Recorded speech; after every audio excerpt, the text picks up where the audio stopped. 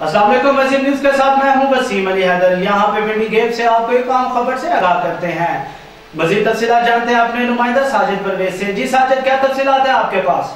जी बिल्कुल, पिंडी गेप में gas pressure में कमी और लोड शेडिंग जैसे मसाइल के हल के लिए अवामी वफूद की सूबाई वज़ीर कर्नल मोहम्मद अनवर ख़ान से मुलाकात और गैस मसाइल के हल के लिए तजावीज़ दी। मसाइल सुनने के बाद महकमा सुई गैस के अमला और ज़िम्मेदारान को तलब किया गया, उन्हें शिकायत से आगाह किया गया तो फ़ौरन इन मसाइल के हल के लिए गैस कनेक्शन और शिकायत के लिए मकामी सतह पर काउंटर खोला जाएगा।